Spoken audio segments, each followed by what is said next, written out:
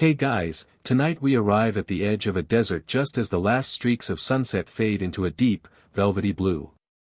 You trudge alongside a caravan that smells faintly of wool, spices, and something a bit like overcooked onions, and ahead of you, a cluster of low, sturdy walls glows with lantern light. This is your shelter for the night, a Silk Road caravanserai, and if you're already imagining soft beds and luxury, well, you probably won't survive this.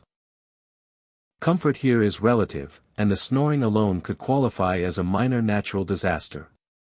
So, before you get comfortable, take a moment to like the video and subscribe, but only if you genuinely enjoy what I do here. And while you're settling in, go ahead and drop your location and local time in the comments. It's always fascinating to see where in the world you're listening from. Now, dim the lights, maybe turn on a fan for that soft background hum, and let's ease into tonight's journey together. You step through the heavy wooden gate just as it creaks shut behind the last camel, the sound echoing like a slow, tired sigh. Inside, the courtyard opens wide, surrounded by thick stone walls that hold on to the day's warmth. Lanterns hang from hooks and beams, their glow flickering over travelers who are already settling in. Some unrolling bedding, others arguing gently over space, and a few just staring blankly as if their souls are still somewhere 3 dunes back. A mainstream historical fact slips quietly into your awareness: caravanserais were spaced roughly a day's journey apart along major Silk Road routes, offering travelers a reliable place to rest, refuel, and not get eaten by bandits. It's not exactly a 5-star review, but for this time period, it's pretty close. You're handed a wooden bowl before you've even fully processed where to stand. Steam curls upward in delicate ribbons, carrying the scent of broth, rich, slightly salty, with hints of herbs you can't quite name. Noodles float lazily beneath the surface, thick and uneven, clearly handmade. You crouch near a low wall, joining a loose circle of strangers who are suddenly not so strange when everyone's holding the same kind of dinner. Midnight noodles, it turns out, are a quiet tradition here. Travelers arrive late, often long after sunset, and kitchens keep a simple pot going through the night. It's practical, yes, but also oddly comforting. You slurp carefully, trying not to embarrass yourself, but then you notice, everyone is slurping. Loudly. Enthusiastically. You relax. Finally, a cultural moment where bad table manners are actually correct. Nearby, 2 traders lean toward each other, voices low but animated. You catch fragments. Mentions of cities you've only half heard of, rumors of shifting borders, and a suspiciously detailed story involving a shipment of silk that may or may not have contained something alive. Gossip travels fast here, faster than camels, faster than wind, carried in these quiet conversations between mouthfuls of noodles. Historians still argue whether caravanserais were primarily economic hubs or social ones, but sitting here, with the soft clatter of bowls and the murmur of voices blending into the night, it feels like both, and maybe something more. A temporary world where strangers share not just food, but stories, warnings, and the occasional exaggeration that grows slightly taller with every retelling. You glance toward the kitchens, if they can be called that. Just a sheltered corner with a fire pit and a few large pots. A cook, sleeves rolled up, stretches dough with practiced ease, pulling it into long strands before dropping it into boiling water. There's a rhythm to it, almost hypnotic. Stretch, fold, drop. Repeat. It's the kind of motion that suggests they've done this 1,000 times, probably half asleep. A quirky tidbit drifts into your mind. Some travelers believed that eating hot noodles at night helped balance the winds inside the body. A concept loosely tied to ancient medical theories. Whether it actually works is debatable, but right now, with the desert chill creeping in, you're not about to question it. If anything, you're considering a second bowl in the name of scientific research. The courtyard hums softly around you. A man laughs, a short, surprised burst, before quickly lowering his voice again. Somewhere, a camel groans in what sounds like deep existential disappointment. Honestly, same. You shift your weight, leaning back against the warm stone, and take another slow bite. The noodles are slightly chewy, the broth soothing, and for a moment, the long journey fades into the background. Here, within these walls, the world feels paused. Not safe exactly, but safer. Not quiet, but quieter. You notice how people arrange themselves, not randomly, but in loose clusters. Traders from similar regions sit closer together, their clothing styles forming subtle patterns of familiarity. Yet there are overlaps, too. A Persian merchant sharing space with a Central Asian herder. A Chinese traveler listening intently to someone from far to the west. The Silk Road isn't a single road at all, but a network, and tonight, you're sitting right at one of its many crossroads. Another joke slips gently into your thoughts. If there were a review system for caravanserais, this one would probably get high marks for noodles and low marks for privacy. You've already spotted at least 3 people eyeing your spot as if calculating how much space you'll leave when you inevitably fall asleep and sprawl like a defeated starfish. The lanterns flicker as a light breeze moves through the courtyard, carrying with it the faint scent of sand and distant cold. The gates are closed now. No one comes in, no one goes out. The world beyond the walls fades into darkness, leaving only this pocket of life, warmth, and quiet, persistent conversation. You finish your bowl, turning it in your hands for a moment before setting it aside. Around you, the night deepens, but the caravanserai doesn't sleep, not yet. There are always more arrivals, more stories, more noodles. And you, whether you plan to or not, are now part of it. You shift slightly, noticing how the warmth of the courtyard stone slowly fades as the night air settles in, like a polite but persistent guest who refuses to leave. Now that your bowl is empty and your shoulders have dropped a few inches from sheer relief, you finally take a proper look around the caravanserai, not just as a tired traveler, but as someone beginning to understand the place you've stumbled into. The layout reveals itself gradually. This isn't a random collection of walls and rooms, it's carefully designed. A large central courtyard stretches open beneath the sky, surrounded on all sides by thick, almost fortress-like walls. Along these walls, a series of small, arched rooms line up like quiet neighbors who prefer not to make eye contact. Each one offers just enough space to sleep, store goods, and perhaps contemplate your life choices. Like why you thought crossing a desert sounded like a fun idea in the first place. A mainstream historical fact settles in: many caravanserais were built under the patronage of empires such as the Seljuks and later the Safavids, who understood that supporting trade routes meant supporting wealth. These roadside inns weren't just conveniences, they were infrastructure, as essential as roads or bridges. And like modern infrastructure, some were better maintained than others. Judging by the relatively intact walls here, you've lucked out. You stand, brushing dust from your clothes, and wander slowly along the edge of the courtyard. The ground is worn smooth from countless footsteps, a quiet record of all the people who've passed through, merchants, pilgrims, messengers, and probably at least one person who insisted they knew a shortcut and absolutely did not. You peek into one of the small rooms. It's simple. A raised platform for sleeping, a niche in the wall for a lamp, and just enough space to curl up without accidentally kicking a neighbor. There are no doors, only heavy curtains or sometimes nothing at all. Privacy here is aspirational. You make a mental note to sleep facing the wall unless you want to wake up making awkward eye contact with a stranger. Near one corner of the courtyard, you spot a well. A few travelers gather around it, drawing water with practiced movements. The rope creaks softly as the bucket rises, droplets catching lantern light like tiny stars before disappearing into the dust. Water, out here, is more valuable than most of the goods being traded. You resist the urge to splash your face too enthusiastically. This is not the place for a dramatic skincare routine. Historians still argue whether caravanserais were always state-funded or sometimes privately operated ventures, but either way, their presence made long-distance travel far more feasible. Without them, journeys across the Silk Road would have been slower, riskier, and significantly less noodle-filled, which feels like a major historical drawback. You continue along the perimeter and notice something tucked behind a row of rooms, a narrower passage leading to a quieter, almost hidden corner.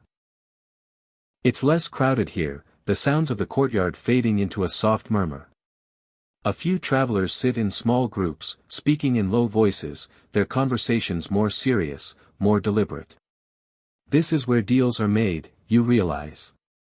Not the loud, exaggerated storytelling of the main courtyard, but the quieter exchanges where real agreements take shape. A quirky tidbit drifts into your awareness. Some caravanserais included secret storage spaces or hidden compartments where valuable goods could be tucked away overnight. Whether this particular place has them is unclear, but judging by the way one merchant keeps glancing at a suspiciously ordinary-looking bundle, you wouldn't be surprised. It's either silk, or the world's most overprotected loaf of bread. You pause near a wall, running your hand lightly over the stone. It's cool now, the day's heat fully surrendered to the night. The texture is rough, uneven, shaped by time as much as by the original builders. There's something grounding about it, this sense that you're touching a structure that has seen countless nights just like this one. From across the courtyard, a soft clatter echoes as someone drops a metal cup. A brief silence follows, then a ripple of quiet laughter. Even here, in a place defined by long journeys and uncertain roads, small, human moments persist. Someone always drops something. Someone always laughs. You glance upward. The sky above the open courtyard is vast and clear, stars scattered generously across it. With no city lights to compete, they seem almost too bright, like they're showing off. You wonder how many travelers have looked up at this same sky, perhaps trying to navigate by it, perhaps just trying to forget how far they still have to go. Another light joke nudges its way in. If stargazing were an official caravan activity, you suspect half the group would fall asleep mid-observation and the other half would argue about which star is which. Accuracy optional. As you circle back toward your spot, you notice how the caravanserai subtly organizes itself. Animals are kept closer to one side, their presence marked by the occasional snort or shuffle. Travelers with higher status goods or positions seem to claim the slightly better rooms, though better here might just mean less drafty. Everyone else finds space where they can, negotiating quietly, sometimes with a few coins, sometimes with a shared understanding that tonight, at least, everyone deserves a place to rest. You settle again near your original spot, now seeing it differently. What felt like a chaotic gathering at first now reveals a kind of order. Flexible, unwritten, but very real. This place functions because everyone, in their own way, contributes to its rhythm. The lanterns flicker again, and for a moment, the shadows shift across the walls, stretching and shrinking like slow-moving creatures. It's almost hypnotic. You can feel the weight of the day pressing gently on your eyelids, but the caravanserai still hums with life, not quite ready to let you drift off. And somewhere, not too far away, you catch the faint, familiar sound of dough being stretched again, more noodles, perhaps, for someone arriving late, stepping through the gate just as you did, about to learn that this place is far more than just a stop along the road. It's a world of its own, hidden in plain sight. You follow the faint, rhythmic sound of stretching dough, drawn by equal parts curiosity and the quiet hope of a second bowl. The courtyard's hum softens as you near the cooking area, where the lantern light grows warmer, almost golden, as if it's trying to compete with the fire itself. Here, the air shifts, thicker, richer, layered with the scent of broth, toasted flour, and something gently spiced that makes your stomach reconsider whether it's truly full. The kitchen, if you can call it that, is more of a practiced arrangement than a formal space.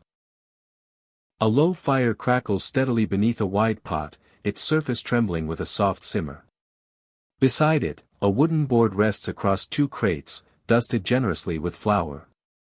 A cook stands there, sleeves rolled high, moving with the kind of quiet efficiency that suggests they could do this blindfolded and still produce something comforting. You linger at the edge, trying to appear casual, though your interest is about as subtle as a camel in a teacup shop.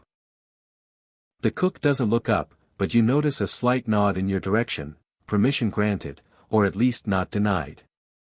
A mainstream historical fact slips gently into place. Along the Silk Road, food was often simple but adaptable, shaped by what travelers could carry and what caravanserais could provide.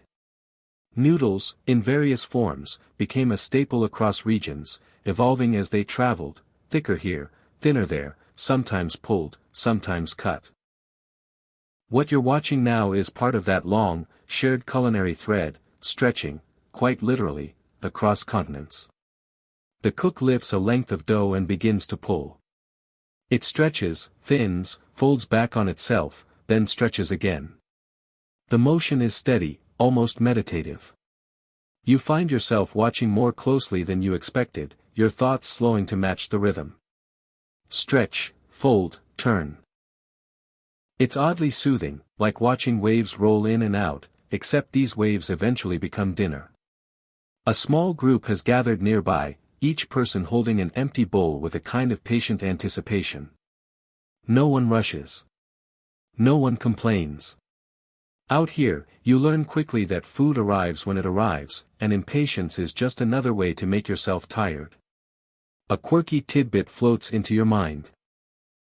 Some noodle-making techniques along the Silk Road were considered so specialized that cooks guarded them almost like trade secrets. Not quite secret family recipe levels of drama, but close enough that you wouldn't be surprised if someone tried to casually peek over the cook's shoulder and got gently shooed away with a ladle. You shift your weight, leaning slightly closer, and notice the small details. The way the dough glistens faintly under the lantern light, the soft puff of flour each time it's handled, the quiet hiss as fresh strands slip into boiling water. It's not just cooking, it's a performance, though one with a very practical outcome. Historians still argue whether noodles originated independently in multiple regions or spread primarily through cultural exchange along routes like the Silk Road. Watching this, it feels less like a single origin story and more like a conversation. One that's been going on for centuries, with each place adding its own variation. The cook finally glances up, catching your eye for just a moment, then gestures with a slight tilt of the head toward a stack of bowls. You take the hint, stepping forward to grab one. It's worn from previous use, the wood smooth from years of handling. You hold it out, trying to look like you've done this before, even though your technique probably screams, first-timer.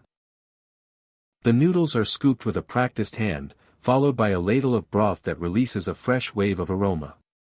You step back quickly, making room for the next person, and find a spot near the edge of the kitchen area. You take a cautious bite.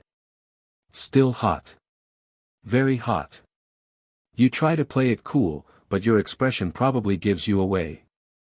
Somewhere nearby, someone lets out a soft chuckle.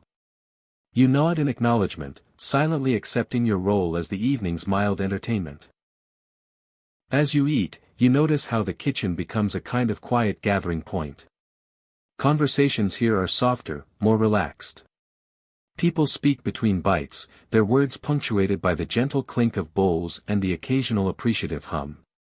It's less about trading information and more about sharing a moment. A second joke slips in: if there were a formal rating system for these noodles, you suspect most travelers would give them 5 stars purely because they exist at all. Out here, expectations are flexible. You sit on a low crate, letting the warmth of the bowl seep into your hands. The fire crackles softly, sending up small sparks that vanish almost as quickly as they appear. The lantern above sways just slightly, its light shifting in slow, gentle arcs. Nearby, one of the cooks begins preparing a different batch, this time adding a handful of dried herbs to the broth. The scent changes subtly, becoming a bit more fragrant, a bit more complex. You wonder how many variations exist, how many small adjustments have been made over time, each one carried by travelers from one caravanserai to the next. A third light joke drifts through your thoughts: if you stayed long enough, you might accidentally become a noodle expert, offering unsolicited opinions like, "Ah yes, but have you considered a slightly longer stretch before boiling?" A sure way to get politely ignored by everyone who actually knows what they're doing. You finish your bowl more slowly this time, savoring each bite. Around you, the small group begins to disperse, some returning to their spots in the courtyard, others lingering a bit longer, reluctant to leave the warmth of the fire. You set your empty bowl aside and take a final look at the kitchen. The cook is already preparing the next batch, movement steady, unhurried. The cycle continues, arrival, cooking, eating, quiet conversation, repeating through the night like a gentle rhythm. As you step back into the wider courtyard, the sounds shift again, the murmur of voices, the occasional laugh, the distant shuffle of animals. But something has changed, subtly. You're no longer just observing this place. You've taken part in it, however briefly. And somewhere in the back of your mind, you know that long after the journey continues, this simple moment, standing by a fire, watching Noodles come to life, will linger, quiet and steady, like the glow of a lantern in the dark. You drift back into the wider courtyard, the warmth of the kitchen slowly giving way to the cooler night air, and almost immediately, you notice a shift in atmosphere. The soft, private calm of cooking gives way to something more social here, clusters of travelers leaning in toward one another, voices low but animated, like the steady hum of a marketplace that has simply decided to whisper instead of shout. You settle down near a group that seems particularly engaged, not quite joining, but close enough to listen without being obvious about it. This, you quickly realize, is where the real currency of the Silk Road flows, not just silk or spices, but stories. Gossip, in fact, might be the most portable and renewable resource anyone carries. A mainstream historical fact gently anchors the moment. The Silk Road wasn't a single road, but a vast network of trade routes connecting East Asia, Central Asia, the Middle East, and Europe. Information traveled along these routes just as reliably as goods, sometimes even faster. A rumor picked up in one city could arrive in another long before any official message. You catch fragments of conversation. Mentions of a distant ruler raising taxes, whispers about a caravan that supposedly found a faster route through the mountains, and one particularly dramatic tale involving a merchant who claimed his bolts of silk could change color depending on the light. You suspect that last one has grown slightly more magical with each retelling. A man with a thick beard gestures slowly as he speaks, his hands tracing shapes in the air as if the story needs physical support to stay upright. Across from him, another traveler nods thoughtfully, occasionally adding a quiet, the universal sound of someone who may or may not believe what they're hearing but is enjoying it anyway. You lean back slightly, letting the rhythm of conversation wash over you. It's not loud, not chaotic, just a steady exchange, like a gentle current carrying bits of the world from one place to another. Historians still argue whether gossip along the Silk Road significantly influenced political or economic decisions, or if it mostly remained at the level of casual storytelling. Sitting here, it feels like both. A rumor might start as entertainment, but given enough repetition, it can begin to shape expectations, and expectations, as you know, have a funny way of becoming reality. A quirky tidbit slips in. Some merchants were known to intentionally spread exaggerated or misleading stories about their goods or routes, hoping to gain an advantage. Imagine casually mentioning that your spices are extremely rare, while quietly knowing they're available 2 towns over. Early marketing, you might say, just with fewer billboards and more dramatic hand gestures. One traveler lowers his voice further, and the group leans in. You catch the words, bandits, and northern pass, and suddenly the tone shifts. Not fearful exactly, but cautious. Information like this matters. Routes change. Decisions are made. Tomorrow's journey might be altered by what's being said right now, over nothing more than shared air and flickering lantern light. You notice how people listen as much as they speak. Eyes narrow slightly, heads tilt, small nods signal understanding or skepticism. No one interrupts too sharply. There's an unspoken etiquette here, after all, today's listener might be tomorrow's storyteller. A soft laugh ripples through the group as someone adds a lighter note, perhaps to balance the mention of bandits. You don't catch the full joke, but it involves a stubborn donkey and a merchant who thought he could out-negotiate it. The conclusion, judging by the laughter, did not go in the merchant's favor. You smile faintly. Some things, it seems, are timeless. Another gentle joke forms in your mind. If donkeys had a trade guild, they would probably be the most powerful negotiators on the Silk Road. Low maintenance, high attitude. A young traveler nearby listens intently, eyes wide, clearly absorbing every word. You wonder if this is how knowledge passes along, not through formal lessons, but through these quiet, shared moments where experience is offered freely, wrapped in story. The lantern above flickers again, casting shifting shadows across faces that, for a moment, seem almost theatrical. Each expression, amusement, concern, curiosity, appears and fades with the light, like scenes in a play that no one formally agreed to perform. You realize that in a place like this, truth is a flexible thing. Not in a dishonest way, necessarily, but in a human one. Stories are shaped by memory, perspective, and the subtle desire to make them just a little more interesting than they were the first time. A third light joke nudges in: if every story here were written down exactly as told, future historians would probably spend centuries arguing about which version involved fewer imaginary donkeys. You shift slightly, adjusting your position against the wall, and notice how the night deepens around you. The stars above seem brighter now, the air cooler. Some groups begin to quiet, their conversations tapering off into softer tones, while others continue, unwilling to let the moment end just yet. A traveler across the courtyard begins recounting a journey from far to the east, his voice steady and calm. You catch the name of a distant city, one you've heard before but never seen. As he speaks, you can almost picture it, its walls, its people, built not from direct experience, but from the careful layering of someone else's words. This is how the world expands here, not through maps, but through imagination guided by shared stories. You let your eyes rest for a moment, not fully closing them, just softening your focus. The sounds blend together now, the murmur of voices, the occasional clink of a bowl, the distant shuffle of animals. It becomes a kind of background music, steady and unhurried.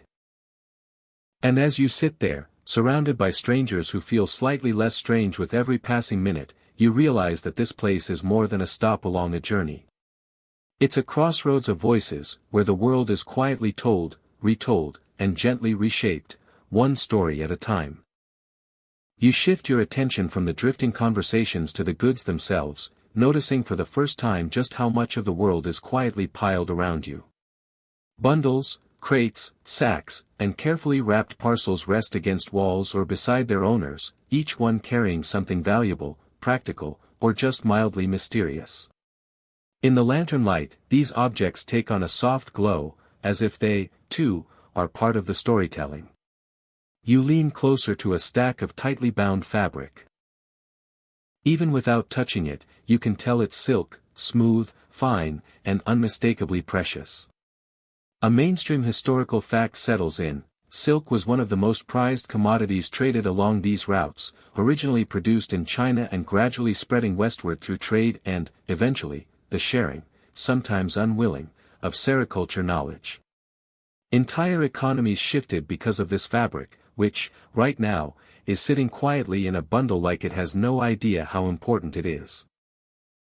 Nearby, a merchant carefully unwraps a small box, revealing rows of tiny glass bottles. He tilts one gently, letting the lantern light catch the liquid inside. Perfume, perhaps, or oil. The scent doesn't reach you, but you can imagine it, floral, maybe, or something sharper, like resin or spice. These small luxuries travel just as far as the larger goods, carried across deserts and mountains to people who have never seen where they came from. You notice sacks of spices stacked neatly. Pepper, cinnamon, perhaps cloves, each one worth far more than its size suggests. The air around them holds a faint, mingled aroma, subtle but persistent. It's the kind of scent that lingers in memory, even after you've left. A quirky tidbit drifts into your awareness: at certain points in history, black pepper was so valuable in parts of Europe that it was used almost like currency. People paid rents and debts with it. You glance at the sacks again, suddenly wondering if you're sitting near what is essentially a medieval bank vault disguised as a spice pile. Historians still argue whether the Silk Road was primarily responsible for the widespread exchange of goods or if maritime routes eventually played a larger role sooner than traditionally thought. But here, in this courtyard, surrounded by items that have clearly traveled far by land, the answer feels less important than the reality in front of you. This exchange is happening, right now, one bundle at a time. A man across from you opens a crate just enough to check its contents. Inside, you catch a glimpse of something metallic, tools, perhaps, or small crafted objects. He closes it quickly, not out of secrecy exactly, but with the careful attention of someone who knows the value of what he carries. You shift slightly and notice something more unusual, a cage, partially covered with cloth. It's small, and whatever is inside is quiet, but there's a faint movement, a subtle rustle. You tilt your head, curious, but the owner notices your glance and adjusts the covering just a bit more securely. Fair enough. Some goods prefer not to be part of the evening's entertainment. Another light joke forms: if you had to transport something alive across the Silk Road, you'd probably want it to be quiet too. Imagine explaining to everyone that your very valuable cargo is actually just a grumpy bird with a strong opinion about everything. You let your gaze wander further. There are ceramics wrapped in straw, their shapes hinted at beneath layers of protection. There are rolled carpets, thick and patterned, tied with cords. There are even what look like bundles of paper or scrolls, carefully stored to avoid damage. Knowledge, it seems, travels alongside everything else. You notice how each traveler keeps a subtle awareness of their goods, even while resting. A hand draped casually over a bundle, a foot positioned just so, a glance now and then to ensure everything remains where it should. Trust exists here, but it's balanced with caution. A third gentle joke slips in: if modern luggage had personalities, you imagine these bundles would be the very serious type: no wheels, no handles, just quiet determination and a strong dislike of being misplaced. You shift your position again, stretching your legs slightly, and realize how much of the Silk Road is contained in this single space. Goods from different regions sit side by side, their origins separated by thousands of miles, yet here they are, sharing the same patch of ground for the night. A trader nearby begins explaining the origin of his spices to a small group, his voice calm and measured. You catch references to distant lands, to climates and growing conditions, to the long journey required to bring these goods here. It's not just trade, it's a kind of storytelling through objects, each item carrying a piece of its homeland with it. The lantern light flickers again, and for a moment, the shadows of the stacked goods stretch across the courtyard floor, overlapping and blending together. Silk meets spice, metal meets ceramic, all briefly connected in shifting patterns of light and dark. You take a slow breath, letting the mixed scents and sounds settle around you. There's a quiet satisfaction in simply observing, in recognizing that this place is more than a stop, it's a meeting point for the world's details, both grand and small. And as you sit there, surrounded by the tangible evidence of countless journeys, you begin to understand something subtle but important. Every object here has a story. And tonight, you're sitting right in the middle of all of them. You begin to notice that the courtyard isn't the only place where life continues through the night. Off to one side, slightly removed from the clusters of conversation and trade, there's another rhythm entirely, slower, heavier, punctuated by soft thuds and low, rumbling sounds. You follow it with your eyes first, then with your steps, moving toward the area where the animals are kept. The air changes before you even arrive. It grows thicker, warmer, layered with the unmistakable scent of hay, leather, and creatures that have traveled very far and are not particularly interested in pretending otherwise. A line of camels rests along the edge, their long legs folded beneath them, bodies swaying ever so slightly as if they're still remembering the motion of the journey. A mainstream historical fact settles gently into place: camels, especially the Bactrian camel with its two humps, were essential to Silk Road, prized for their ability to carry heavy loads across harsh desert environments while enduring long stretches without water. Without them, much of this overland trade would have been nearly impossible. Looking at them now, you get the sense that they are fully aware of their importance, and not particularly humble about it. One camel lets out a low, drawn-out groan that sounds suspiciously like a complaint filed directly to the universe.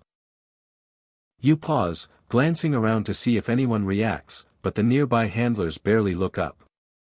Clearly, this is standard camel commentary. You step a little closer, careful not to startle anyone, or anything. The animals are tethered loosely, given enough space to rest but kept within the safety of the walls. Some chew slowly, methodically, their jaws moving in a rhythm that feels almost hypnotic. Others simply sit, eyes half-lidded, as if contemplating the deeper meaning of carrying spices for a living. A quirky tidbit drifts into your awareness: camels have a reputation for remembering people who treat them poorly, and occasionally holding grudges. Whether this is entirely accurate or slightly exaggerated, you decide it's best not to test the theory. You offer a respectful nod to the nearest camel, just in case. No need to start any long-distance rivalries tonight. Nearby, a handler adjusts a saddle, checking straps and buckles with practiced ease. The gear itself is sturdy, worn but well-maintained, designed to distribute weight evenly across the animal's back. You realize that just as much care goes into preparing the animals as the goods they carry. After all, if the camel is uncomfortable, the journey becomes difficult for everyone involved, especially the person who has to listen to the complaining. Historians still argue whether the domestication and widespread use of camels spread primarily through trade networks or through independent regional developments, but here, in this quiet corner of the Caravanserai, the debate feels distant. What matters is the partnership between human and animal, built on necessity and routine.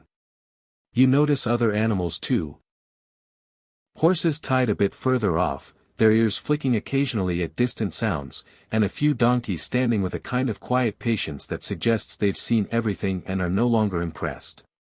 One of them shifts its weight and lets out a short, sharp bray, as if to remind everyone that it, too, has opinions. Another light joke forms: if the camels are the grumpy veterans of the Silk Road, the donkeys are the sarcastic commentators. Less dramatic, but just as expressive when they feel like it. You crouch near a low wall, watching as a young handler brings a bucket of water to one of the camels. The animal leans forward, drinking deeply, the sound soft but steady. Water, again, reveals itself as a quiet luxury, shared carefully between humans and animals alike. The lantern light reaches this area only partially, leaving much of it in soft shadow. The shapes of the animals blend into the darkness, their outlines shifting gently as they move. It's calmer here, less crowded, almost peaceful in its own way. You lean back slightly, resting your hands on the cool ground, and let your gaze wander. The contrast between this space and the lively courtyard becomes clear. There, it's voices and stories; here, it's breath and stillness. Both are essential, both part of the same nightly rhythm. A third gentle joke slips in. If there were a nightly talent show in the Caravanserai, the camels would probably win for most dramatic sigh, while the donkeys would take best comedic timing without even trying. One of the camels shifts again, its large eyes briefly catching the lantern light. For a moment, you feel as though it's looking directly at you, assessing, perhaps judging your life choices. You hold the gaze for a second, then look away, deciding it's best not to get into a silent debate with a creature that could outlast you in a desert. You notice how the handlers move quietly, efficiently, their actions guided by routine rather than urgency. Saddles are checked, ropes adjusted, small tasks completed without fuss. Tomorrow will come early, and preparation now means fewer problems later. The sounds here begin to blend into a soft background. Slow chewing, occasional snorts, the gentle shift of weight. It's almost rhythmic, like a lullaby composed entirely of practical noises. You take a slow breath, letting the calm of this space settle over you. The energy of the courtyard feels distant now, replaced by something steadier, more grounded. This is the other side of the journey, the part that doesn't involve trade or conversation, but simple care and rest. And as you sit there, surrounded by animals who have carried so much across such vast distances, you begin to appreciate the quiet strength that underpins everything happening here. Tomorrow, they will rise, be loaded once more, and continue across the endless stretch of land. But for now, they rest. And so, for a moment, do you. You linger a moment longer near the resting animals, letting the slow rhythm of their breathing settle into your own, before drifting back toward the courtyard center. As you do, you begin to notice something you hadn't fully registered before, not just the presence of guards, but the subtle ways security weaves itself into the life of the caravanserai. It's not loud or obvious. No one is marching around in gleaming armor, announcing their authority with dramatic flair. Instead, it's quieter. More practical. A man near the gate leans against the heavy wood, arms folded, eyes half-lidded but clearly alert. Another walks the perimeter slowly, his steps measured, his gaze moving from shadow to shadow as if the darkness itself might have something to say. A mainstream historical fact settles in: caravanserais were often fortified structures, designed not just for rest but for protection. Thick walls, single-entry gates, and sometimes even watchtowers helped safeguard travelers and their goods from bandits or opportunists. In a world where the road could be unpredictable, these places offered a controlled environment, at least for the night. You glance back at the gate. It's massive, reinforced with iron bands, and now firmly shut. Once closed, it stays that way until morning. No late-night strolls, no quick errands. If you forgot something outside, well, you'll have time to reflect on that decision until sunrise. A guard shifts his weight nearby, the soft jingle of something metallic briefly breaking the quiet. He doesn't speak, but his presence is enough. You get the sense that most trouble is prevented simply because everyone knows someone is watching. Historians still argue whether caravanserais were truly as secure as intended or if some functioned more as symbolic deterrents than actual fortresses. But standing here, with the walls rising high around you and the gate sealed tight, it certainly feels secure enough, at least compared to sleeping out in the open desert with nothing but your thoughts and a very judgmental camel. You move along the inner edge of the courtyard, noticing small details that hint at this layered security. A narrow staircase leads up into the wall itself, likely a path to a watch position. A slit in the stone, barely noticeable at first glance, offers a view of the outside without exposing the person inside. These features aren't decorative, they're deliberate, designed for a world where caution is a daily habit. A quirky tidbit drifts into your awareness: some caravanserais require travelers to pay a small fee or present documentation upon entry, ensuring that those inside were at least somewhat accountable.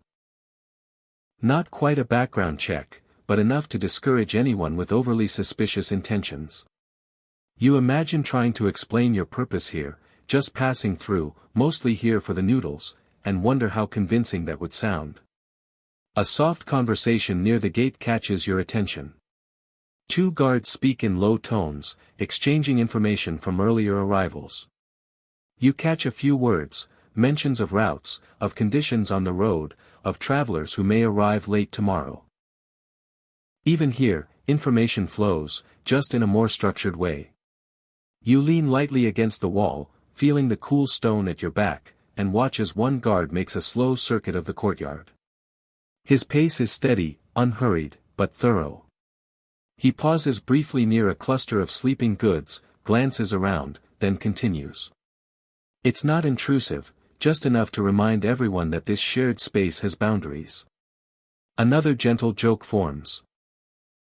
If you tried to sneak out for a midnight adventure, you'd probably be spotted before you even reached the gate, and then politely, but firmly, escorted back to your spot like a very determined bedtime routine. You notice how the presence of guards subtly shapes behavior. Conversations remain calm, movements measured. There's a shared understanding that this place functions because everyone respects its structure. It's not strict in an oppressive way. More like a quiet agreement that keeps things running smoothly. A third light joke slips in: if modern hotels had guards like this, you suspect fewer people would, accidentally, take the towels. Though here, honestly, you'd be more tempted to take the Noodles. The lanterns near the gate burn a little brighter, their light steady and strong, illuminating the immediate area while leaving the outer edges in softer shadow. Beyond the walls, the desert stretches unseen, a vast, dark expanse that feels both distant and very close at the same time. You glance up at the top of the wall, where a faint silhouette moves, another guard, perhaps, watching from above. The idea that someone is always keeping an eye on things is strangely reassuring. Not in a dramatic, heroic sense, but in a quiet, consistent way. A breeze slips through the courtyard, carrying with it a faint hint of the outside, cool, dry, and vast. It brushes against your face, then moves on, as if reminding you that beyond these walls, the world is still waiting. You take a slow breath, letting the sense of enclosure settle around you. For now, you are within a space that holds its shape against the uncertainty beyond. The walls, the gate, the watchful eyes, they all contribute to a feeling that is rare on the road: stability. You shift your position slightly, finding a more comfortable spot against the wall. Around you, some travelers begin to settle more fully, their movements slowing, their voices dropping further.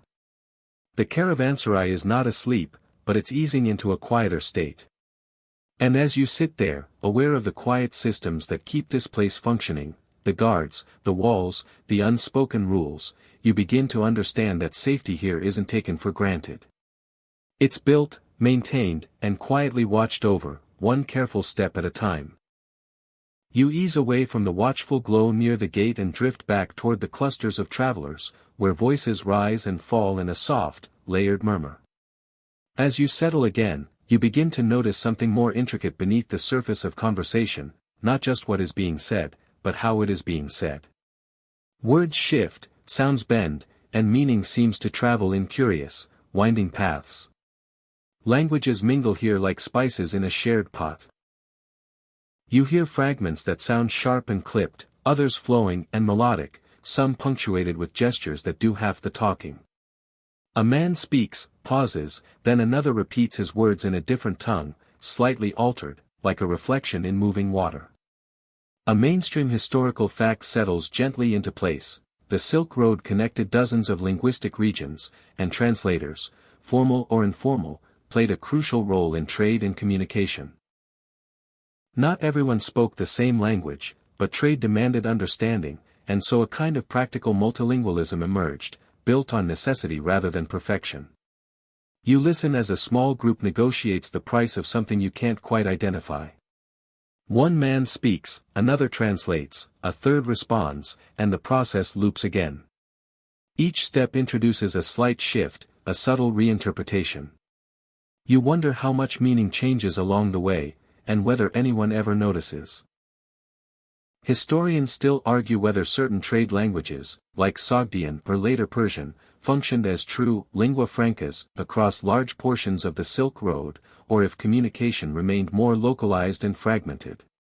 Sitting here, it feels like a blend of both, some shared words bridging gaps, while other moments rely on patience, repetition, and the universal language of pointing at things. A quirky tidbit drifts into your awareness: misunderstandings were not just common. They were expected.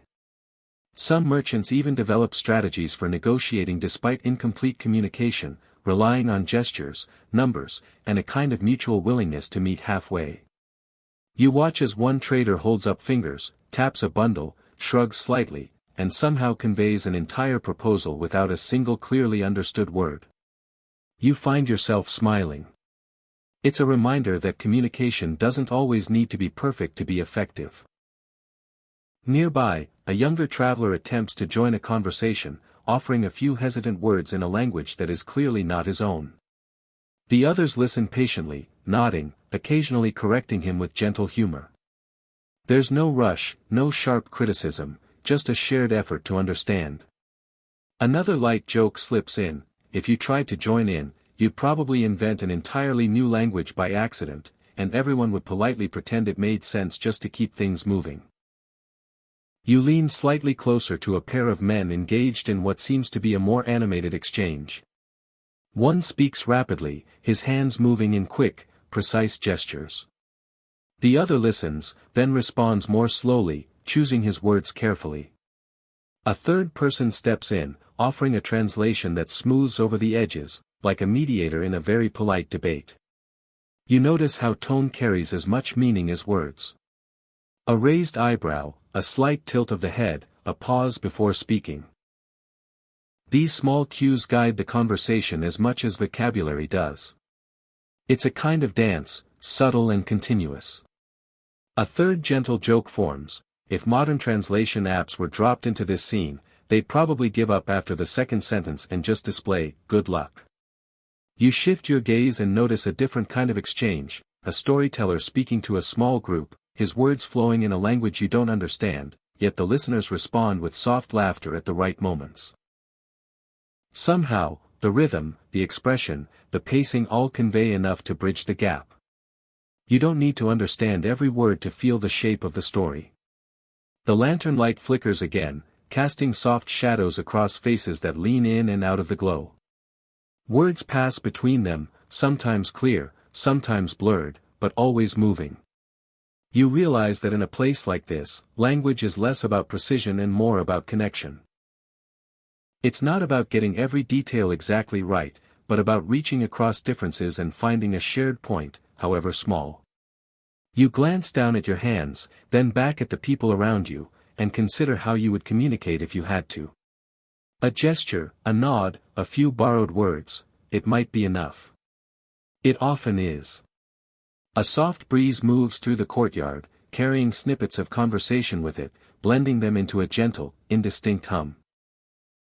It's almost like listening to a distant stream, individual sounds merging into something continuous and calming. You lean back against the wall again, letting the sounds wash over you. The effort of understanding fades, replaced by simple observation. You don't need to follow every exchange. It's enough to be here, to witness the flow. And as you sit among voices that cross borders and bend meanings, you begin to sense something quiet but profound. Even in a place where few share the same language, people still find ways to be understood. And somehow, that's enough. You let the layered hum of languages soften into the background and notice a quieter group gathered near one of the inner walls. Their posture is different, less animated, more inward, as if their conversations stretch beyond trade and into something slower, deeper. A few sit cross-legged, hands resting loosely on their knees, while others lean against their packs, listening with calm attention. You drift a little closer, careful not to interrupt, and realize these are not merchants discussing goods or routes, but travelers of a different kind, monks, pilgrims, seekers. Their clothing is simpler, their belongings fewer, yet their presence carries a kind of stillness that feels just as grounded as the heavy walls around you. A mainstream historical fact settles gently into place. The Silk Road was not only a network for trade, but also a pathway for religions and philosophies. Buddhism, Islam, Christianity, and others spread along these routes, carried by monks, missionaries, and travelers who shared ideas as readily as goods. In many ways, these exchanges shaped entire regions, influencing cultures far from their origins. One of the monks speaks softly, his voice even and measured. You don't understand the language, but the tone is calm, almost rhythmic. Another traveler listens, nodding slowly, then responds with a few quiet words of his own. The exchange feels less like debate and more like a shared reflection. Historians still argue whether these philosophical exchanges were primarily structured, through organized missions, or more informal, emerging naturally from encounters like this one. Watching this group, it seems entirely possible that both are true. Sometimes ideas travel with intention, other times, they simply arise between people who happen to share a moment. A small clay cup is passed between them, filled with what looks like tea. Each person takes a sip before handing it along, the gesture simple but deliberate. You notice how the act itself seems to matter as much as the drink, a quiet acknowledgement of shared presence. A quirky tidbit drifts into your awareness. Some pilgrims along the Silk Road traveled not just to reach a destination, but to collect teachings, texts, or even small fragments of knowledge to bring back home. Imagine walking thousands of miles just to hear a new perspective, then carrying it carefully in your memory like a fragile object. You settle nearby, not quite part of the circle, but close enough to feel its calm influence. The sounds of the courtyard seem to soften here, as if the space itself respects the quieter tone. Another gentle joke forms: if someone asked you to travel across deserts for personal growth, you might politely suggest a shorter route.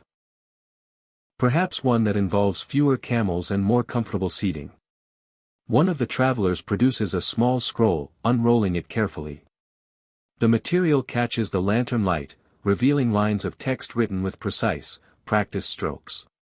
He gestures toward it as he speaks, and the others lean in slightly, their attention focused. You realize that knowledge here is not stored in large libraries or formal institutions, but carried piece by piece, person by person. A teaching learned in one place might be shared in another, altered slightly, adapted to new contexts. It's a slow, organic process, shaped by the journey itself. A third light joke slips in: if you tried to carry a scroll across the Silk Road, you'd probably spend half the time worrying about spilling noodle broth on it and the other half wondering if you remembered to pack it at all. The group falls into a brief silence, not awkward, but comfortable. One of them closes his eyes, breathing slowly, while another gazes upward at the open sky. The stars above seem to echo the stillness, distant yet steady. You take a slow breath, matching the pace, and feel a subtle shift within yourself. The constant movement of the journey, the noise of trade and conversation, all of it fades just slightly, replaced by a quieter awareness. A faint breeze moves through the courtyard, brushing against your face, carrying with it the scent of dust and distant fire. It passes through the group without disturbing them, as if even the wind understands the need for gentleness here. You notice how these travelers interact with others as well. When a merchant passes by, they offer a small nod, a brief exchange of words, then return to their quiet circle. They are part of the same world, yet moving through it with a different focus. Another traveler joins them, sitting down without ceremony. A few words are exchanged, a slight bow, and the circle expands just enough to include him. There's no formal introduction, no questioning, just acceptance. You find yourself wondering what it would be like to travel with so little, to carry not goods but ideas, to measure progress not in distance covered but in understanding gained. It's a different kind of journey, one that doesn't end at a particular destination. The lantern light flickers again, casting soft patterns across the ground. The group remains steady, their presence a quiet anchor in the shifting energy of the Caravanserai. And as you sit there, close enough to feel the calm but not quite part of it, you begin to understand that the Silk Road carries more than just physical things. It carries ways of thinking, ways of seeing the world. And tonight, for a brief moment, you get to sit beside that flow. Not as a trader, not as a pilgrim, but simply as someone passing through, quietly listening. You ease away from the quiet circle of pilgrims, carrying a trace of their stillness with you, and drift back toward the broader courtyard where the rhythm of the night continues. As your eyes adjust again to the shifting lantern light, you begin to notice something you hadn't fully registered before, not just who is here, but who is moving through the space with a different kind of awareness. Among the traders and travelers, there are women. Some traveling with family groups, others clearly part of merchant ventures, and a few moving independently with a calm, practiced confidence. Their presence is quieter, perhaps, but no less steady. They navigate the space with an ease that suggests experience, not novelty. A mainstream historical fact settles into place. While historical records often emphasize male traders, women did participate in Silk Road travel and commerce, sometimes managing goods, negotiating deals, or accompanying caravans for economic or familial reasons. Their roles varied widely depending on region and period, but they were very much part of this moving world. You notice one woman seated near a stack of textiles, her posture upright, her gaze attentive. She speaks with a man across from her, her tone measured, her gestures precise. There's no hesitation in her manner, just quiet authority. The man listens, nodding, occasionally glancing at the goods between them as if recalculating something. Historians still argue whether women's roles in Silk Road trade were underrepresented in historical sources due to bias or genuinely limited in scope. Sitting here, watching these interactions unfold, it feels likely that much of their presence simply went less recorded rather than less real. A young girl moves nearby, carrying a small bundle with careful steps. She pauses briefly, adjusts her grip, then continues, her expression focused. An older woman watches from a short distance, offering a slight nod of encouragement. There's a quiet transmission of knowledge here, not through formal instruction, but through observation and repetition. A quirky tidbit drifts into your awareness. In some regions, women were known to be particularly skilled in textile production and trade, with certain weaving techniques or patterns closely associated with specific communities. These skills could carry significant economic value, making textiles not just goods, but markers of identity and expertise. You shift slightly, noticing how these travelers arrange their space. Items are placed with intention, movements are efficient, and interactions are direct but not rushed. There's a balance between caution and confidence, shaped by the realities of the road. Another gentle joke forms: if you tried to negotiate anything here, you'd probably end up agreeing to terms you didn't fully understand, then spend the rest of the journey wondering how you accidentally traded your blanket for half a sack of something you can't identify. You watch as the woman near the textiles concludes her conversation. A small exchange of items follows, subtle, almost understated. And then both parties nod, the agreement settled without fanfare. It's efficient, calm, and quietly impressive. Nearby, another group of women sits together, their conversation softer, more personal. You catch a few shared smiles, a brief laugh, and the kind of relaxed posture that suggests familiarity. Even in a place defined by constant movement, small pockets of community form. A third light joke slips in. If there were a guidebook for surviving the Silk Road, you suspect it would include a chapter titled, "Learn from the people who clearly know what they're doing, and try not to look too confused while doing it." You lean back against the wall again, observing how these interactions blend into the larger rhythm of the Caravanserai. There's no clear boundary separating roles: trade, travel, rest, conversation, all of it overlaps, creating a fluid environment where people adapt as needed. The lantern light softens slightly as the night deepens, casting a more subdued glow across the courtyard. Movement slow, voices lower, and the energy shifts toward rest, though not entirely. There are always a few conversations continuing, a few tasks being finished. You notice how the women here maintain awareness of their surroundings, much like the other travelers, but with a particular attentiveness that feels both practical and intuitive. It's not cautious in a fearful way. Just aware, grounded. One of them adjusts a piece of cloth, folding it neatly before placing it atop a bundle. The motion is simple, almost habitual, yet it carries a sense of care that extends beyond the object itself. You take a slow breath, letting the scene settle in your mind. The Caravanserai, which at first seemed like a chaotic mix of strangers, now reveals itself as something more structured, more nuanced. Each person contributes to its rhythm in their own way, shaping the space through their presence and actions.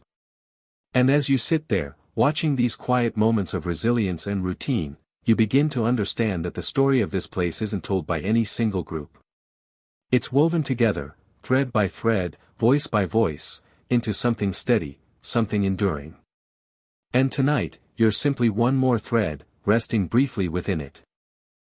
You settle deeper into your spot as the courtyard's energy softens, and with the quieter pace comes a new awareness, small signs of fatigue, the occasional cough, someone rubbing their shoulders after a long day's travel. The journey leaves its mark, not dramatically, but steadily, like fine dust settling over everything. Near the well, a small group has gathered again, though this time the focus isn't on drawing water. A man carefully unwraps a bundle of dried plants, their shapes delicate and slightly curled, releasing a faint, earthy scent into the air. Another traveler watches closely, clearly interested, while a third holds a cup, waiting. A mainstream historical fact settles gently into place. Along the Silk Road, medical knowledge traveled alongside goods, blending traditions from Greek, Persian, Indian, and Chinese practices. Caravanserais often became informal spaces where remedies were shared, tested, and passed on, sometimes with surprising effectiveness. You lean a little closer, curious. The man with the herbs selects a few pieces, drops them into hot water, and stirs slowly. The liquid darkens, releasing a more pronounced aroma, slightly bitter, but not unpleasant. He offers the cup to the waiting traveler, who accepts it with a small nod. Historians still argue whether these roadside treatments were primarily practical folk remedies or early forms of more structured medical exchange. Watching this quiet preparation, it feels like both, knowledge shaped by experience, refined through repetition, and shared without ceremony. A woman nearby produces a small pouch, opening it to reveal something powdered. She adds a pinch to another cup, mixing it with care. The scent shifts again, this time a bit sharper, perhaps containing spices or ground roots. You realize that each person here carries not just goods for trade, but small solutions for the body's inevitable complaints. A quirky tidbit drifts into your awareness. Some travelers believed that certain teas or herbal mixtures could balance internal elements, heat, cold, dryness, concepts that varied by culture but often guided treatment choices. Whether scientifically precise or not, these ideas offered a framework for understanding discomfort in a world without modern diagnostics. You watch as the traveler who received the first cup takes a cautious sip. His expression tightens for just a moment, perhaps the taste is stronger than expected, then relaxes. He nods again, this time with a bit more certainty, as if to say, yes, this will do. Another gentle joke forms. If you were offered one of these remedies, you'd probably spend a few seconds debating whether it's medicine or an extremely ambitious soup. A soft conversation begins between two of the group, their voices low but focused. They gesture toward different herbs, comparing, perhaps discussing which works best for certain conditions. You catch a few repeated words, though their meaning escapes you, and yet the intention is clear: sharing, refining, learning. A third light joke slips in. If you stayed here long enough, you might accidentally become known as the person who once drank that one herbal tea and survived, which, honestly, is not the worst reputation to have. You shift slightly, noticing how others nearby engage in their own small acts of care. Someone massages their hands, another adjusts a bandage on their foot, a third leans back with eyes closed, simply resting. These are quiet moments, easily overlooked, but essential. The lantern light flickers gently, illuminating the steam rising from the cups. It curls upward, slow and soft, disappearing into the night air. There's something calming about it, the way it moves without urgency. You take a slow breath, imagining the warmth of the tea, the way it might settle into your body after a long journey. Even if the exact benefits are uncertain, the act itself, the preparation, the sharing, offers a kind of comfort. Nearby, one of the travelers begins recounting a past illness, his voice steady but reflective. He gestures toward his arm, then toward the herbs, as if connecting the two. The others listen, nodding, occasionally adding their own brief comments. You realize that knowledge here isn't stored in books or formal records, but in memory, in stories of what worked, what didn't, what might be worth trying again. It's a living exchange, shaped by necessity. A faint breeze moves through the courtyard, carrying the scent of herbs and warm water with it.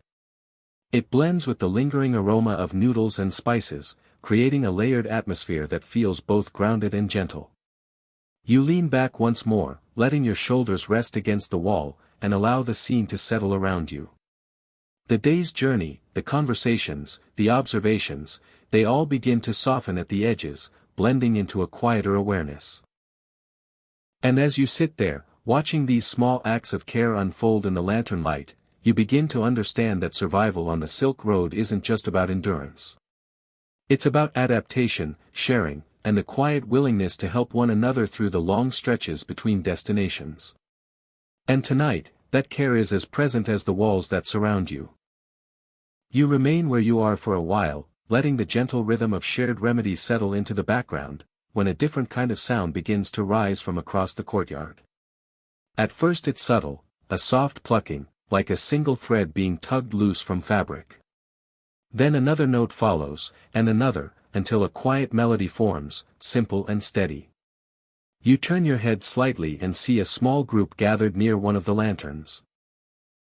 A traveler sits with an instrument resting across his lap, something like a lute, its rounded body catching the warm glow of the light. His fingers move lightly over the strings, not with showmanship, but with a calm familiarity, as though the music is more for himself than for any audience. A mainstream historical fact settles in. Music and storytelling were common forms of evening entertainment along the Silk Road, often shared in caravanserais where travelers from different regions brought their own traditions. These exchanges contributed to the blending of musical styles across cultures, shaping sounds that would travel just as far as the people themselves.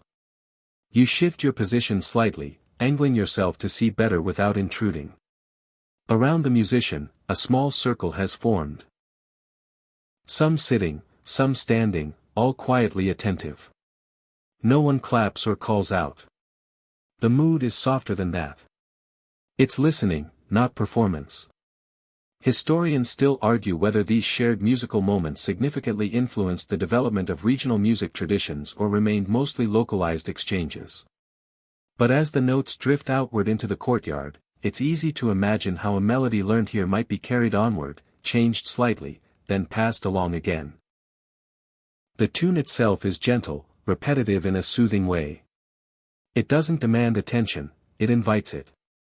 You feel your breathing slow just a little, your thoughts settling into the rhythm. A quirky tidbit drifts into your awareness. Some instruments that traveled along the Silk Road evolved into entirely new forms in different regions. What begins as one design might shift over time, adapting to local materials, techniques, and tastes. It's a kind of musical journey, parallel to the one you're watching now. A second traveler joins in, not with an instrument, but with a quiet voice. He sings softly, the words unfamiliar but the tone warm and steady. The melody adjusts slightly to accommodate him, the two sounds weaving together without effort. Another gentle joke forms. If you tried to join in, you'd probably end up clapping at the wrong moment and creating a brand new rhythm that no one asked for. You smile faintly at the thought and let your gaze soften. The lantern light flickers, casting a warm halo around the small group. Shadows stretch and bend, moving gently with the motion of the flames. Nearby, a storyteller begins speaking, his voice low but clear, timed carefully between the phrases of music. He gestures occasionally, his hands tracing shapes in the air, though more restrained than the animated traders from earlier. This is a different kind of storytelling. Less about excitement, more about atmosphere. You catch only fragments, but the structure is familiar. A journey, a challenge, a quiet resolution. The listeners respond with small nods, soft murmurs of recognition at certain points. It's a shared language of narrative, even if the words themselves remain just out of reach. A third light joke slips in. If every traveler here started telling their own story at once, the courtyard would probably become the world's most confusing audiobook. The music continues, steady and unhurried. The singer's voice dips and rises, blending with the instrument in a way that feels almost seamless. It's not meant to impress, it's meant to accompany the night. You notice how the rest of the caravanserai responds. Conversations soften further, movements slow. Even those not directly watching seem to adjust, their actions becoming quieter, more measured, as if the music gently reshapes the space. A child nearby leans against an older traveler, eyes half closed, listening. Another person rests their head against a bundle, letting the sound wash over them. The effect is subtle but widespread. You take a slow breath, letting the melody settle into you. It's not complex, not layered with dramatic shifts. Instead, it repeats, with small variations, like a path walked many times. The breeze returns briefly, carrying the sound across the courtyard, blending it with the soft murmur of voices and the distant shuffle of animals. It creates a kind of quiet harmony, where no single element dominates. You lean back against the wall once more, your posture more relaxed now, your thoughts less sharp at the edges. The journey, the conversations, the observations, they all begin to feel distant, like scenes viewed through a soft haze. And as you sit there, listening to music that has likely traveled as far as any caravan, you begin to understand something simple but meaningful. Even in a place defined by movement, there are moments of stillness. Moments where people pause, not to trade or travel, but simply to share something that doesn't need to be carried or measured. And tonight, that quiet melody becomes part of the memory you didn't know you were collecting. You remain still for a while, letting the music drift into the background until it becomes just another thread in the fabric of the night. Gradually, though, something else begins to shift, not in the people, but in the air itself. The temperature dips just slightly, and a faint whisper moves along the walls, brushing past you like a cautious visitor. You glance upward. The sky is still clear, stars steady and bright, but the breeze carries a new edge to it. Cooler, drier, with a hint of something distant. Sand, perhaps. The kind that travels quietly before anyone notices. A mainstream historical fact settles in: weather along the Silk Road, especially in desert regions, could change quickly and unpredictably. Sudden winds, temperature drops, and even sandstorms were part of the landscape, shaping travel schedules and the design of caravanserais themselves, which were built to provide shelter against such conditions. You notice a few travelers adjusting their positions, pulling cloaks tighter around their shoulders. A handler near the animals checks the ropes again, his movements a bit more deliberate now. No one seems alarmed, but there's a subtle awareness spreading through the courtyard, a shared understanding that the environment is shifting. Historians still argue whether the placement of caravanserais was influenced more by political control or environmental necessity, but standing here, feeling the change in the air, it's easy to see how survival alone would demand careful planning. You don't build a shelter like this without knowing what the land can do. A faint gust moves through the open courtyard, stirring loose grains of sand along the ground. It's not strong, not yet, but enough to make you blink and turn your head slightly. The lantern flames flicker more noticeably, their light wavering in gentle arcs. A quirky tidbit drifts into your awareness: some caravanserais were designed with angled entrances or additional inner walls to reduce the impact of strong winds, creating a buffer that helped keep the central courtyard calmer. Looking around, you notice how the gate isn't directly aligned with the open space, subtly offset, a small detail with a practical purpose. You shift your position, pulling your own clothing a bit closer, even if it's more out of instinct than necessity. The air brushes against your face again, cooler now, carrying a faint dryness that lingers at the edges of your breath. Another gentle joke forms: if the desert had a personality, it would probably be the kind that says, "Oh, you're comfortable? Let's fix that," and then casually sends a breeze your way. Across the courtyard, the musician continues to play, though a bit more softly now, as if adjusting to the changing mood. The listeners remain, but some have shifted closer to the walls, seeking a bit more shelter from the open center. A third light joke slips in: if the wind picks up any more, you suspect the Noodles might try to make a second journey across the courtyard without your permission.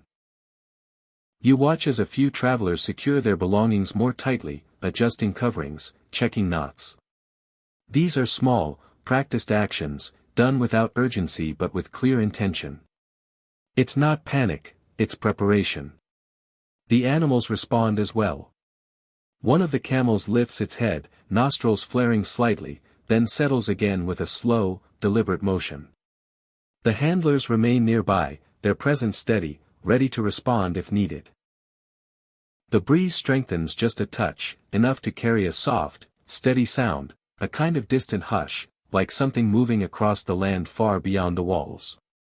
It doesn't enter fully, but you can sense it, like a reminder of what lies outside. You lean back against the wall, appreciating its solidity. The stone feels reassuring, unmoving, a barrier between you and the vastness beyond. The design of the caravanserai becomes more apparent now, not just a place to gather, but a place to endure. The lanterns sway slightly, their light shifting in slow patterns across the ground. Shadows stretch and contract, creating a gentle, almost hypnotic movement that draws your gaze without demanding it. You take a slow breath, letting the cooler air settle in your lungs. It sharpens your senses just a bit, but not uncomfortably. It's a reminder that the night is still active, still changing, even as the people within it begin to quiet. Gradually, the breeze eases. Not completely, but enough that the tension in the air softens. The lantern flames steady, the sand settles, and the courtyard returns to its earlier rhythm, slower now, more subdued. You notice how quickly the travelers adapt. Cloaks loosen slightly, conversations resume in softer tones, and the musician's melody becomes a bit more audible again. It's as if the entire space has taken a collective breath and released it. And as you sit there, aware of how the environment shapes every moment of this journey, you begin to understand something subtle but essential. Out here, nothing is entirely still. The land moves, the air shifts, and those who travel learn to move with it, not resisting, but adjusting, one quiet moment at a time. And tonight, within these walls, you felt just a small part of that ever-changing rhythm. You remain seated as the courtyard gradually settles again, the brief stirring of wind fading into memory. The music softens, conversations thin out, and one by one, travelers begin to prepare for the next part of the cycle, not the journey itself, but the quiet transition toward rest and, eventually, departure.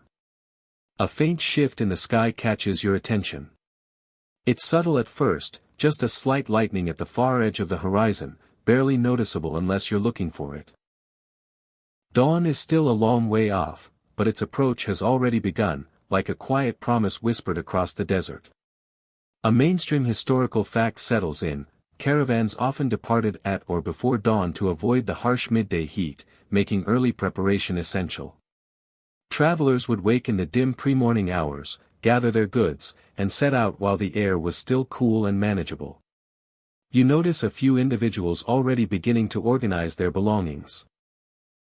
A bundle is retied, a strap adjusted, a small item carefully tucked away. These actions are unhurried but deliberate, carried out with the quiet efficiency of people who have done this many times before. Historians still argue whether caravans strictly followed fixed schedules or adapted their timing based on conditions and local knowledge.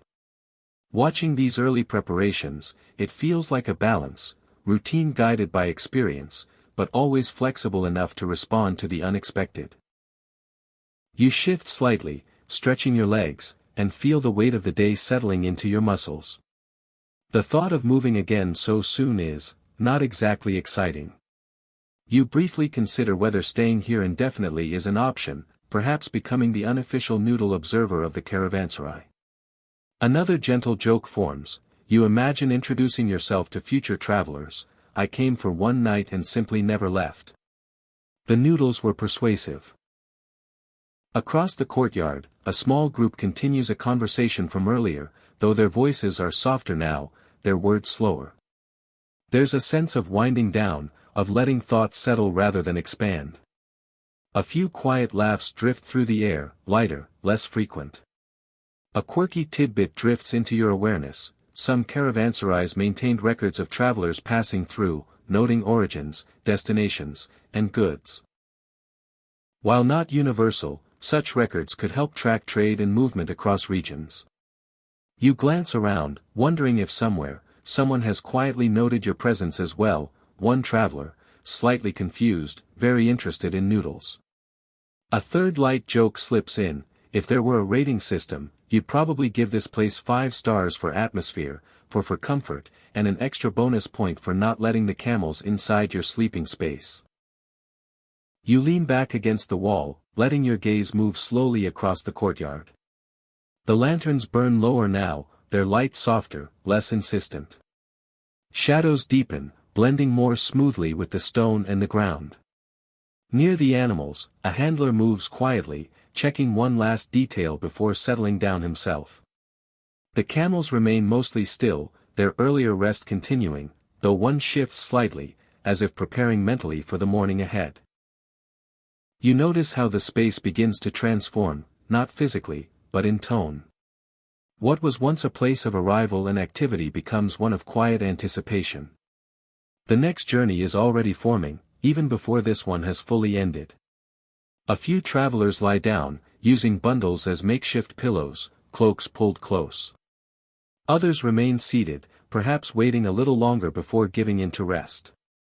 There's no strict order, no announced bedtime, just a gradual easing into stillness. You take a slow breath, feeling the cool air move gently through the courtyard. The earlier scents, noodles, spices, herbs, have faded slightly, replaced by something simpler, cleaner. Your thoughts begin to drift, less focused now, less anchored to specific observations. The details of the night, conversations, music, movement, blend together into a softer, more distant impression. And yet, a part of you remains aware of the quiet preparation happening around you. The way people adjust their belongings, the way they position themselves for sleep, the way they mentally step into the next phase of the journey. It's a rhythm that doesn't need to be explained, only followed. You glance once more at the horizon. The faint light has grown just slightly, still distant but undeniable. Morning will come, and with it, movement, decisions, and miles yet to be crossed. But for now, the Caravanserai holds this in-between moment. A pause where the past day settles and the next has not yet begun. And as you sit there, suspended gently between arrival and departure, you begin to understand that these quiet transitions are as much a part of the journey as the road itself. Not every moment is about moving forward. Sometimes, it's about preparing to do so, slowly, quietly, and without hurry. You let your gaze rest on the soft edge of the horizon, where night is slowly loosening its hold, and something quieter settles over you, not sleep exactly, but a gentle unwinding. Around you, the Caravanserai breathes in a slower rhythm now. Most voices have faded, replaced by the soft rustle of fabric, the occasional shift of someone settling more comfortably, and the distant, steady presence of animals at rest. The lanterns burn low, their light no longer stretching far across the courtyard, but instead pooling softly in small circles. Shadows have grown deeper, blending together until the edges of things become less defined. It's harder now to separate one bundle from another, one traveler from the next. Everything begins to soften into a single, quiet scene. A mainstream historical fact settles gently into your thoughts. Over time, as maritime trade routes expanded and new forms of transportation developed, many caravanserais fell into disuse, their walls left standing as quiet reminders of a once busy network. Some were abandoned, others repurposed, but their role as nightly crossroads of the world slowly faded. You imagine this very place, long after the travelers have stopped coming. The courtyard empty, the well still, the rooms quiet. The walls would remain, holding echoes of nights like this one. Of noodles and voices and footsteps that have long since moved on. Historians still argue whether the decline of caravanserais was gradual or marked by more sudden shifts in trade patterns, but either way, the result is the same: these spaces, once full of life, became still. Yet somehow, sitting here now, they feel anything but forgotten. A quirky tidbit drifts into your awareness. In some regions, the ruins of old caravanserais became landmarks for later travelers, their presence still guiding routes even after their original purpose had faded. A kind of quiet continuity, past journeys shaping future ones, even in absence. You shift slightly, letting your shoulders sink a bit deeper against the wall. The stone feels cooler now, but not uncomfortably so. Just enough to remind you that the night is still present, still holding you in its calm. A final gentle joke forms. If these walls could talk, they'd probably say, "Please stop leaning on me, I've been holding up travelers for centuries." Your breathing slows, matching the steady, quiet rhythm around you. The earlier details, the conversations, the music, the movement, feel distant now, like something you remember rather than something you're still inside. You notice how the sounds have changed. No longer layered and varied, they've settled into something simpler. A soft exhale here, a faint shift there, the occasional low murmur of an animal. It's not silence, but it's close, close enough to feel restful. A third light joke slips in, softer now. If the camels start snoring, you hope they at least keep it in a soothing rhythm. The air remains cool and still, the earlier breeze gone, leaving behind a gentle clarity. The sky above, though beginning to lighten at the edges, still holds its stars, steady and quiet. You let your eyes close for a moment. Not fully, just enough to soften everything further. The shapes, the sounds, the thoughts all blur slightly, blending into a calm, continuous presence.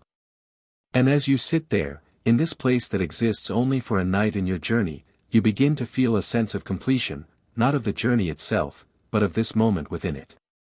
The Caravanserai has done what it was meant to do. It has gathered people, sheltered them, allowed stories to pass, goods to rest, bodies to recover.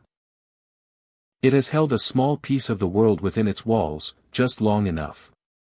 Now, it begins to let go.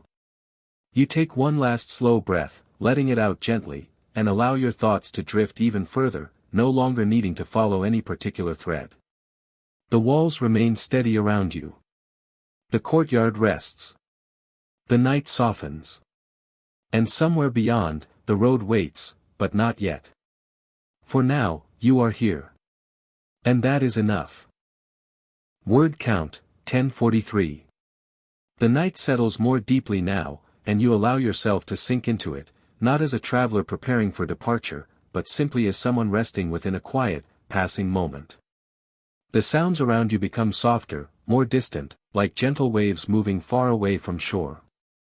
Even the faint shifting of others seems to fade into a steady, comforting rhythm.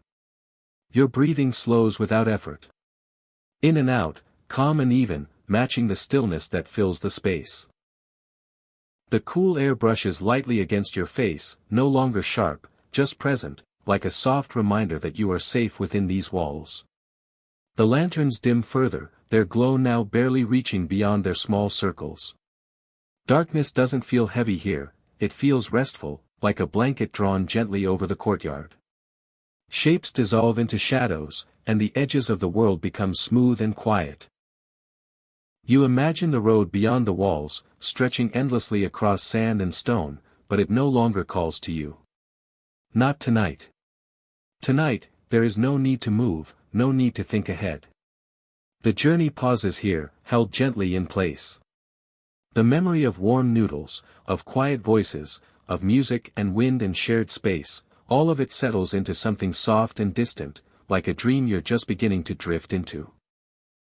And as you rest, surrounded by the quiet presence of others doing the same, the Caravanserai becomes less a place and more a feeling, steady, calm, and quietly protective. Your thoughts slow, your body softens, and the night carries you gently forward, not into distance, but into rest.